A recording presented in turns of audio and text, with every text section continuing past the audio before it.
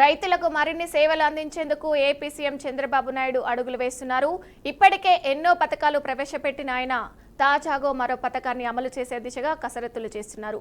One family one entrepreneur పథకంపై బ్యాంకుల సహకారం తీసుకోనున్నారు. ఇందులో భాగంగా బ్యాంకర్లతో సమావేశం నిర్వహించారు. వన్ ఫ్యామిలీ వన్ ఎంటర్‌ప్రెన్యూర్ పథకానికి బ్యాంకుల సహకారంపై చర్చించారు. బ్యాంకులు ప్రజల మధ్య సంబంధంపై సీఎం చంద్రబాబు కీలక వ్యాఖ్యలు చేశారు. ప్రజలను నియంత్రించేలా బ్యాంకులు ప్రభుత్వ విధానాలు ఉండకూడదని సూచించారు. రైతులకు రుణాలు, ఇన్పుట్ సబ్సిడీలను సకాలంలో అందించాలని, సంస్కరణల దిశగా ప్రజలను ప్రోత్సహించాలని బ్యాంకర్లను కోరారు. రైతులు, ప్రజలు ప్రభుత్వ ఆకాంక్షలకు అనుగుణంగా బ్యాంకుల నిర్ణయాలు తీసుకోవాలని సీఎం చంద్రబాబు నాయుడు తెలిపారు.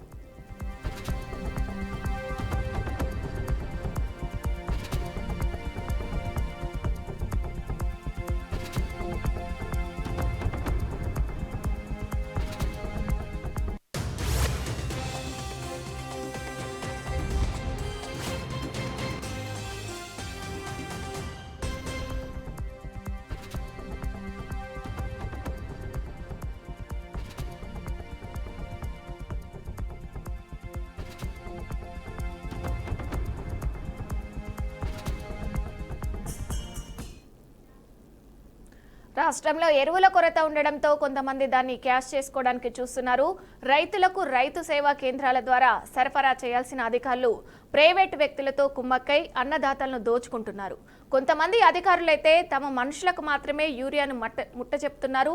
శ్రీకాకుళం జిల్లా టీ బరంపురం గ్రామంలో కొందరు ప్రైవేటు వ్యక్తులు ప్రభుత్వం నుండి సరఫరా చేయాల్సిన యూరియాను అక్రమంగా తరలించినందుకు ప్రోత్సహిస్తున్నట్టు రైతన్నలు ఆరోపిస్తున్నారు. గ్రామంలోని ఒక ఇంట్లో పెట్టి రాత్రి పగలు తేడా లేకుండా ఇష్టానుసారంగా ఎరువులను అధిక ధరలకు అమ్ముతున్నారని వాపోతున్నారు. ఎరువుల సరఫరాలో కూటమి ప్రభుత్వం వైఫల్యం సుస్పష్టంగా కనపడుతుందని మండిపడ్డారు. ఇప్పటికైనా అధికారులు స్పందించి తమకు న్యాయం చేయాలని అన్నదాతలు వేడుకుంటున్నారు. మా టీవరంపురం గ్రామ పంచాయతీలో భూమి 260 ఎకరాల భూమి ఉంది. కనీసము ఇప్పుడు దమ్ములు అయిపోయి నెల రోజులు అవుతుంది. కనీసము రైతు అనేవాడికి యూరియా కానీ ఎరువులు కానీ అందుబాటులో లేక చాలా ఇబ్బంది పడుతున్నారు. అంతేకాకుండా ప్రైవేట్ వ్యక్తులకు రైతులకు దొరకనటువంటి యూరియా మరి ప్రైవేట్ వ్యక్తులు వందలాది బస్తాలు తెచ్చుకొని వాళ్ళకి ఇష్టానుసారంగా వాళ్ళకి నచ్చే వాళ్ళకి వాళ్ళు ఇవ్వడం జరుగుతుంది. కాబట్టి అది అరికట్టాలి. అరికట్టి స్పష్టమైన రైతులైతే ఎవరైతే ఉన్నారో వాళ్ళని అందించి గవర్నమెంట్ వారు ఆదుకోవాలని. సరే అనే ఈ టైంలో యూరియా కానీ ఎరువులు కానీ అవసరం రైతులకు. మన రాష్ట్రంలో ఎరువుల కొరత ఎక్కువైంది. యూరియా అంటే రాష్ట్రం మొత్తం ఏ రైతుకు కూడాను యూరియా సకాలంలో అందలేదు. అదే ఇచ్చాపురం మండలంలో మాకు 12,000 ఎకరాలు భూమి సాగు అయి ఉన్నవి. కానీ ఏ ఒక్కరికి కూడా సకాలంలో యూరియా అందక కొంతమంది బయట వ్యక్తులు వచ్చి కొంత యూరియాను అంటే వాళ్ళకి ఎకరా భూమి లేకపోయినా సరే అలాంటి వ్యక్తులు వచ్చి 100 కొలది బస్తాలు తీసుకెళ్ళి వాళ్ళకి అనుకూలమైనటువంటి వ్యక్తులకి ఇవ్వడం జరుగుతుంది. కానీ అసలు రైతులకి యూరియా లేని ఇబ్బందులు పడుతుంటే అతనికి అన్ని బస్తాలు ఎందుకు వెళ్ళాయో మాకైతే అర్థం కాదు. అధికారులు ఏం చేస్తున్నారో మాకైతే అర్థం కాదు. ప్రతి ఒక్కరికి కూడా నేను చెప్తున్నాను ఏంటంటే ప్రతి ఒక్క రైతు కూడా రైతులు బాగుంటేనే రాష్ట్రం బాగుంటుంది. అది దృష్టిలో పెట్టుకొని రైతులకి ఏ విధంగా ఇవ్వాలి, అన్ని సదుపాయాలు రైతులకి ఇస్తేనే రాష్ట్రం బాగుంటుంది. కాబట్టి వ్యవసాయ అధికారికి నేను చెప్తున్నాను, అందరికి కూడాను ఎరువులు సకాలంగా అందాలి. కానీ కొన్ని గ్రామాల్లో అయితే రైతు భరోసాలో కాదు, సచివాలయంలో కాదు, సొసైటీ బ్యాంకులో కాదు, కానీ గ్రామాలకు తెచ్చుకొని ఇంట్లో స్టాక్ పెట్టి అలాంటి వ్యక్తి రాత్రి తిరుపతి టీడీఆర్ బాండ్ల కుంభకోణం వెనుక ఆయా నియంత్రణలో ఉన్న ఐఏఎస్ అధికారి శ్రీలక్ష్మి ఉందంటూ తిరుపతి మాజీ ఎమ్మెల్యే భూమన కరుణాకర్ రెడ్డి తీవ్ర వ్యాఖ్యలు చేశారు. ఆమెను ఆధునిక రజియా సుల్తాన్గా అభివర్ణించిన భూమన ఐఎన్ఎఫ్ పదవిని దుర్వినియోగం చేస్తూ రాజకీయ నాయకుల కంటే ఎక్కువ అధికారాన్ని ప్రదర్శించారని ఆరోపించారు. ఆమె రోజుకు 50,000 చీరలు, 50 లక్షల విలువైన 11 విగ్గులు వేసుకుంటుందని సంచలన వ్యాఖ్యలు చేశారు. పేరు చెప్పకుండా పరోక్షంగా విమర్శిస్తూ టీడీఆర్ బాండ్ల కుంభకోణంపై విచారణకు ఆమెను మూలమని పేర్కొన్నారు. తమపై తప్పుడు ఆరోపణలు చేసిన వ్యక్తే గతంలో భూదోపిడీ కేసులో నిలబడ్డారని చెప్పారు.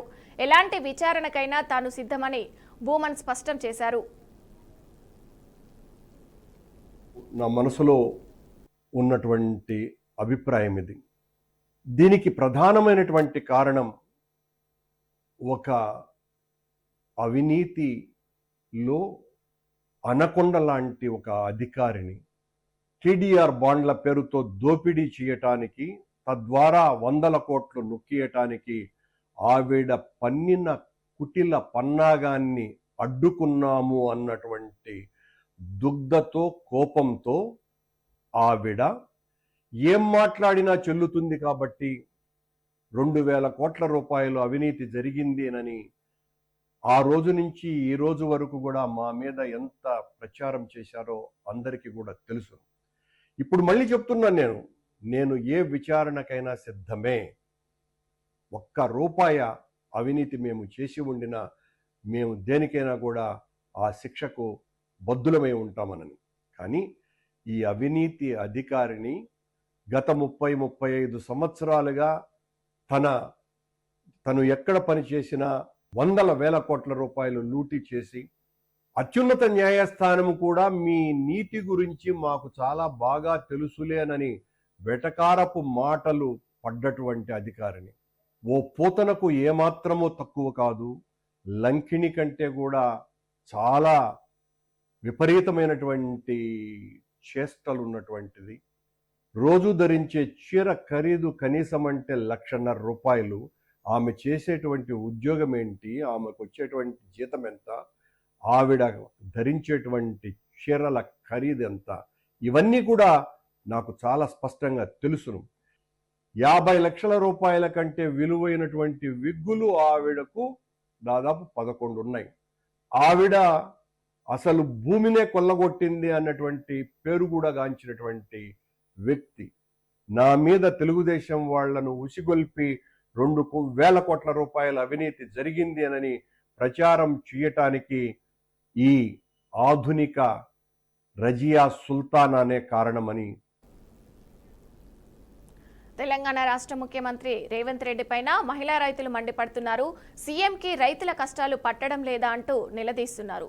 యూరియా కోసం పడిగాపులు గాస్తున్న అధికారులు పట్టించుకోవడం లేదంటూ ఆగ్రహం వ్యక్తం చేస్తున్నారు. నెల రోజుల నుంచి ఎరువుల కోసం ఇవ్వడం లేదని వాపోతున్నారు. యూరియా లేక పంటలు మొత్తం ఆగమవుతున్నాయంటూ ఆవేదన వ్యక్తం చేశారు. మహబూబాబాద్ జిల్లా గూడూరు మండల కేంద్రంలో తెల్లవారుజాము నుండి లైన్లో ఉన్నా కూడా అధికారులు యూరియా ఇవ్వలేదన్నారు. ఓట్ల కోసం తమ జిల్లాకు వచ్చిన సీఎం ఇప్పుడు తమ కష్టాలను ఎందుకు తీర్చడానికి రావడం లేదని మహిళా రైతులు ప్రశ్నిస్తున్నారు. నేనా ఇవాటికి 5 లోన్లు పోయినాయి. 5 లోన్లకు బస్తాలు ఇస్తాం అంటారు. బస్తాలు ఇవ్వట్లే. వచ్చిన వాళ్ళకి కూపన్ అని వాళ్ళకి ఇస్తారు. వచ్చిన వాళ్ళకి మళ్ళీ ఎలా కొడతాడు. మళ్ళీ మన పని తీరిక మళ్ళీ వచ్చి ఏం సార్ అంటే మళ్ళీ ఇంకో లోడుకి ఇస్తామని ఇట్లా తప్పిస్తాడు. ఆ లోడు ఇవ్వట్లే. అసలు ఏమైనా ఉంటే పైనుంచి వస్తలేదు, ఆగు వచ్చినప్పుడు ఇస్తామని అట్లా చేసుడు. ఎవరికి ఇచ్చిన కూపన్ ఇచ్చిన వాళ్ళకి ఇస్తాడు, మాకు ఇస్తలేడు. ఇస్తలేడా? మరి ఎన్ని రోజుల నుంచి తిరుగుతున్నావు? నేను నెల నుంచి తిరిగి 5 లోన్లు పోయినాయి. ఇప్పుడు ఇట్లా ఇబ్బంది అయిందా? ఎప్పుడు కాలే. టీఆర్ఎస్ ఉన్నప్పుడు అంత ఇబ్బంది కాలే. ఇప్పుడు ఈ కాంగ్రెస్ పార్టీ వచ్చిన కాంచి మాకు ఇబ్బంది అవుతాంది. అంతేనా? మరి మీ ఎమ్మెల్యే గానీ కాంగ్రెస్ వాళ్ళు కానీ ఎవరైనా వస్తారు? ఎవరు ఒక్క మనిషి పత్తా చూస్తానికి కూడా రాలే. ఎమ్మెల్యే కూడా ఇంత పని తీసుకుంటలేడు మాకు. కాంగ్రెస్ గెలిపించుకుంటే మార్పు అన్నారు. ఎట్లా ఉంది మార్పు? మార్పు బాగానే ఉంది. కాంగ్రెస్ మార్పు బాగానే. తిండి ఆయన రేవంత్ రెడ్డి పెట్టిన తిండి తినలేక ఆ కోపం వచ్చుడు. రోజు ఒక చీర కట్టి రోజు ఒక మోగం చూసి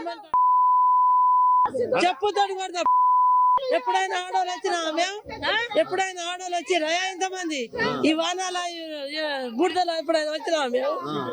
ఎప్పుడైనా ఉన్నా చెప్పు వేస్తాం మేడకు, చెప్పు వేస్తాం మేడకు, కానీ ఓట్లు వేస్తావా? కనపడాలి కానీ ఆయనకు ఉంటుంది. తర్వాత అన్నం తింటాడో పీ తింటాడో అసలు ఇంత కోపం వస్తుంది ఏముందమ్మా? పోండి అసలు అన్నం తింటాడా? రోజు 8 రోజులు తిరగబట్టి నెల రోజుల నుంచి వేసిన మండలి మొక్కజొన్న లేకపోయినా పంట పరిస్థితి పంట పరిస్థితి ఇప్పుడు మనుషుల పరిస్థితి లేదు. పంట ఏమున్నది? ఆయన పండ్లు తింటాడు, మా డబ్బులు తీసుకుపోయి పండ్లు తినే బతుకుతాడు. కానీ తింటలేడు. తింటాడు. అన్నం తింటే మాత్రం. టీపీసీసీ చీఫ్ చేసిన వ్యాఖ్యలతో తెలంగాణ రాజకీయాల్లో హీట్ పెరిగింది. ముఖ్యంగా బండి సంజయ్, కాంగ్రెస్ పీసీసీ అధ్యక్షుల మధ్య మాటల యుద్ధం సంచలనంగా మారింది. మహేష్ కుమార్ బండి సంజయ్ గెలుపుపై కీలక వ్యాఖ్యలు చేశారు. దీనికి బండి సంజయ్ కౌంటర్ ఇచ్చారు. మీది బిచ్చపు బతుకు, ఓట్ల కోసం టోపీలు పెట్టుకొని ఇఫ్తార్ విందులకు వెళ్తారని పీసీసీ అధ్యక్షునిపై విమర్శలు చేశారు. ఆయన జీవిత రాజకీయాల్లో కనీసం వార్డు మెంబర్ స్థాయి నుంచి పోటీ చేసి గెలిస్తే ఓటు చోరీ వంటి విషయాలు తెలిసేవని వ్యాఖ్యానించారు. ధైర్యం ఉంది, ఇస్తే మాట తప్పకుండా పని చేస్తాం, ఫలానా పని చేస్తామని ఓట్లు అడుగుతాం. అది దమ్ములోని నాయకుడి లక్షణం. అరే మీ ఏం లక్షణాలయ్యా? ఎన్నికలు వస్తే దేవుళ్ళు గుర్తొస్తారు, ఎన్నికలు అయిపోతే హిందూ ముస్లిం గుద్దులాట గుర్తొస్తుంది, దయ్యాలు కయ్యాలు పెట్టి గుర్తొస్తుంది. పొద్దున్న లేస్తే కులము మతము లేనిదే బీజేపీ నాయకుడు బండి సంజయ్ గెలుస్తాడా? ఇడ కౌన్సిలర్ నుంచి ఎంపీ ఎట్లయిండు? దొంగ ఓట్లు వేసుకునేండు. కరీంనగర్ లో కూడా ఇలా రాహుల్ గాంధీ ఓట్లు బయట పెట్టినారంటే కరీంనగర్ కూడా దొంగ ఓట్లతోనే గెలిచినట్టుగా నాకు అనుమానం ఉన్నది. ఈ 8 మంది గెలిచిన పార్లమెంట్ సభ్యులు దొంగోట్లతోనే గెలిచారనే అనుమానం నాకున్నది. జగిత్యాలలో ఓటు చోరీ కంటే ముందు సీట్ల చోరీ గురించి ప్రశ్నించి దానికి సమాధానం చెప్పాలి. ఒకటి ఓట్ల చోరీ గురించి, దొంగోట్లతో గెలుచుడో ఓడిపోవడో దాని గురించి ఎవరు తెలుస్తుంది? కనీసం ఒక్కసారైనా వార్డు మెంబర్ గెలిచడో తెలుస్తుంది. ఒక్కసారైనా వార్డు మెంబర్ గెలిస్తే ప్రజలు ఎట్లా కన్విన్స్ చేయాలి, ఎట్లా గెలవాలన్నా ఉంటది. నేను 1995 ఎన్ని సంవత్సరాలు ఇప్పటికీ 30 సంవత్సరాల నుంచి నేను ప్రజాప్రతినిధి, 30 సంవత్సరాల నుంచి నేను కంటిన్యూస్ గా ప్రజాప్రతినిధి. ఒక్కసారి కూడా వార్డు మెంబర్ గెలిచిన వాళ్ళకు ఓట్ల చోరీ నుంచి ఏం తెలుస్తుంది? ఇది అవుతుంది చెప్పనా? ఇప్పుడు గంగాధరలో ఓటేసి, జగిత్యాల ఓటేసి, వెమ్లవాడలో ఓటేసి అది అవుతుందా చెప్పది? అది సాధ్యమవుతుందా? 2,20,000 ఓట్లతోని కరీంనగర్ ప్రజలు నాకు బ్రహ్మాండమైన మెజార్టీని కప్పయిపోయారు. కాబట్టి ఓట్లు వేసిన ప్రజలను దొంగోట్లు అంటే ఇది కరీంనగర్ పార్లమెంట్ నియోజకవర్గ ప్రజలతో పాటు ఈ 8 నియోజకవర్గాల పార్లమెంట్ నియోజకవర్గాల్లో ఆ ఓటర్లను అవమానించినట్ట కాదా? కేంద్ర హోంశాఖ మంత్రి బండి సంజయ్కి కాంగ్రెస్ నేతలు కౌంటర్ ఇచ్చారు. బండి సంజయ్లో ఇంకా కార్పొరేటర్ లక్షణాలు పోలేదని ఎంపీ చామల కిరణ్ కుమార్ రెడ్డి కౌంటర్ ఇచ్చారు. మహేష్ కుమార్ గౌడ్ అవుట్ చోరీ గురించి మాట్లాడితే దాన్ని పక్కకు పెట్టి బండి సంజయ్ ఏదేదో మాట్లాడుతున్నారని అన్నారు. ఇక ఎమ్మెల్యే నాయని రాజేందర్ స్పందిస్తూ బండి హిందుత్వం కోసం మాట్లాడడం సిగ్గుచేటు అని మండిపడ్డారు. సంజయ్ గారు, మీరు కరీంనగర్లో ఈరోజు మాట్లాడుతూ మా పిసిసి అధ్యక్షులు మహేష్ కుమార్ గౌడ్ గారు ఓటు చోరీ గురించి మాట్లాడటాన్ని మీరు తప్పుపడుతూ అసలు ఓటు చోరీ జరగలేదు, జరిగుంటే 17 పార్లమెంట్లో మేమే గెలిచేటోళ్ళమని చెప్పడం జరిగింది. మీరు ఓటు చోరీ చేసిర్రా చేయలేదో మహారాష్ట్ర ఎన్నికలలో, కర్ణాటక ఎన్నికల గురించి రాహుల్ గాంధీ గారు క్లియర్ పవర్ పాయింట్ ప్రజెంటేషన్ ఇచ్చిర్రు. ఒకే ఇంటి నెంబర్ మీద 100 ఓట్లు, ఒక పబ్బు పేరు మీద 78 ఓట్లు. వీళ్ళు ఎట్లాగూ బీజేపీకి ఓటయ్యారు కాబట్టి వీళ్ళ ఓట్లు డిలీట్ చేసి మళ్ళీ అధికారంలోకి రావాలన్న ప్రయత్నం మీరు బీహార్లో చేస్తురన్న ఉద్దేశంతో మేము పార్లమెంట్ సభ్యులము వానాకాల సమావేశాలలో క్లియర్ గా ధర్నాలు చేయడం జరిగింది. మకర్ ద్వార్ ముందు మేము ధర్నా చేస్తున్నాం, మీరు కూడా పార్లమెంట్ లో ఉర్రు. మరి పార్లమెంట్ లో చర్చ చేయాలి కదా. చర్చ చేస్తే ఎలక్షన్ కమిషన్ ఆఫ్ ఇండియా వాస్తవంగా తప్పులు చేస్తుందా లేదా ప్రజలకు అర్థమయ్యేది. ఎలక్షన్ కమిషన్ ఆఫ్ ఇండియా ఉన్నటువంటి కమిషనర్ ప్రెస్ మీట్ పెట్టి కేవలం రాజకీయాలు మాట్లాడింది కానీ విలేకరులు అడిగిన ప్రశ్నలకు కూడా సమాధానం చెప్పలేదు. నువ్వు అన్నది మాత్రం ఒకటైతే కరెక్ట్ చెప్పిన బండి సంజయ్ గారు, మీరు రాజకీయ సన్యాసం అనేది తీసుకుంటాం అనేది బరాబర్ చెప్పినావు. అది మేము కళ్ళతో చూస్తాం. చూడండి, మీరు మహేష్ కుమార్ గౌడ్ గారు రాజకీయంలో అదృష్టం ఉండాలి. వారు ఎన్ఎస్ఏ ప్రెసిడెంట్, రాష్ట్ర అధ్యక్షులు చేసిండ్రు, మీరు చేసిండ్రా? యూత్ కాంగ్రెస్ చేసిండ్రు, మీరు చేసిండ్రా? ఇవాళ పిసిసి అవకాశం వచ్చింది, ఎమ్మెల్యేలుగా అందరికి అవకాశం రావాలని ఏం లేదే. మేము 40 ఏళ్ళకి కష్టపడుతున్నాం, మొన్న వచ్చింది అవకాశం. అంటే ఓపిక ఉండాలి, అవకాశాలు వచ్చే వరకు ఉండాలి. పదవులు ఉంటేనే రాజకీయాలు చేస్తారనుకుంటే ఎట్లా? రాజకీయాలు చేస్తూ ఉంటే పదవులు వస్తాయనుకుంటే వాళ్ళం మేము. మీరు పదవుల కోసం రాజకీయాలు చేసేవాళ్ళు మీరు. మీకు చరిత్ర లేదు, పాడు లేదు. మాకున్నది చరిత్ర. గాంధీ కుటుంబం నుంచి మొదలు పెడితే నేటి దాకా ప్రాణత్యాగాలు చేసి పార్టీకి చరిత్ర ఉన్నది. ఏ ఊరికి పోయినా ఇందిరమ్మ ఇండ్లు ఇచ్చిన చరిత్ర ఉన్నది. మాకు 1.25 లక్షల చరిత్రలే. మీకేమున్నాయి మత కళలు రెచ్చగొట్టడం? మాజీ మంత్రి పెర్ని నానికి షాక్ తగిలింది. ఏలూరు జిల్లా 3వ పట్టణ పోలీస్ స్టేషన్లో ఆయనపై కేసు నమోదైంది. టీడీపీ నేత రవి ఇచ్చిన ఫిర్యాదు ప్రకారం ఆయనపై కేసు నమోదు చేసినట్లు పోలీసులు తెలిపారు. జిల్లా ఎస్పీ కార్యాలయంలో ప్రజలను రెచ్చగొట్టే వ్యాఖ్యలు చేశారని రవి కంప్లైంట్లో పేర్కొన్నారు.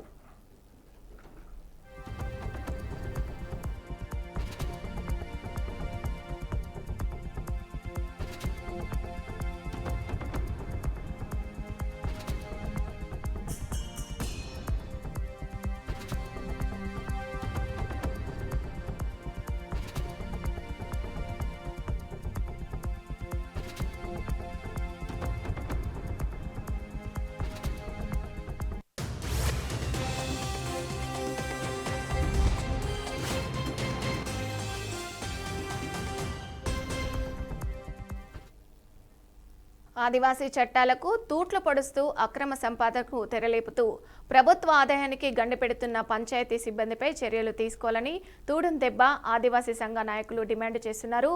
ములుగు జిల్లా ఏటూరు నాగారం మేజర్ పంచాయతీ కార్యదర్శి, అందులో పనిచేసిన రికార్డు సిబ్బంది ఆదివాసీ చట్టాలను అడ్డుపెట్టుకుని అక్రమ సంపాదనకు తెరలేపారని ఆరోపించారు. షెడ్యూల్ చట్టాలకు విరుద్ధంగా ప్రభుత్వ ఆదాయానికి గండి పెడుతూ ఇంటి అనుమతుల పేరుతో లక్షల్లో వసూలు చేస్తూ వేలల్లో రసీదు ఇస్తూ జేబులు నింపుకుంటున్నారని వారు ఆరోపించారు. ఈ మధ్యకాలంలో పక్క మండలం నుండి ఓ ప్రైవేటు పాఠశాల యాజమాన్యం ఏటూరు నాగారంలో స్కూల్ అనుమతి కోసం వస్తే 2 లక్షలకు ఒప్పందం, ఓ ప్రైవేట్ ఆసుపత్రి నిర్మాణానికి 1,80,000 తీసుకొని అనుమతి ఇచ్చారని ఆరోపించారు. షెడ్యూల్ చట్టాలకు తూట్లు పొడుస్తున్న పంచాయతీ సిబ్బందిపై సమగ్ర విచారణ జరిపి వారికి సహకరిస్తున్న వారిపై జిల్లా కలెక్టర్ చర్యలు తీసుకోవాలని ఆదివాసీ సంఘ నాయకులు డిమాండ్ చేస్తున్నారు. 170 యాక్ట్ ఉంటుంది. లేటెస్ట్గా ఏంటంటే ఇప్పుడు 170 ప్రకారంగా గిరిజనేతరులు కొనుగోలు చేయడానికి లేదు. ఎస్టీలు కూడా కొనుగోలు చేయాలంటే ఏదైనా ట్రాన్సాక్షన్ జరగాలంటే ఖచ్చితంగా కలెక్టర్ గారి పర్మిషన్ ఉండాలి 170 ప్రకారం. ఓకే, నేను ఆర్ఐ గారికి నేను విచారణకు ఆదేశించాను. రిపోర్ట్ రాగానే నేను ఫర్దర్ యాక్షన్ తీసుకుంటాను. అంటే గ్రామ పంచాయతీ పరిధిలో ఎవరైతే నిర్మాణాలు చేపడుతున్నారో 170 యాక్ట్ అప్లికబుల్ అయితే ఖచ్చితంగా గ్రామ పంచాయతీ అధికారులు దాన్ని డాక్యుమెంట్స్ వెరిఫై చేసి 170 యాక్ట్ ప్రకారంగా యాక్షన్ తీసుకొని అవసరం అనుకుంటే పర్మిషన్స్ ఇవ్వాలి. ఎలిజిబుల్ కాకుంటే పర్మిషన్ ఇవ్వకూడదు. అది తహసీల్దార్ పరిధిలో ఉండదు. అది కంప్లైంట్ చేస్తే అది కలెక్టర్ గారికి కంప్లైంట్ చేస్తే కలెక్టర్ గారు తగు చర్య తీసుకుంటారు.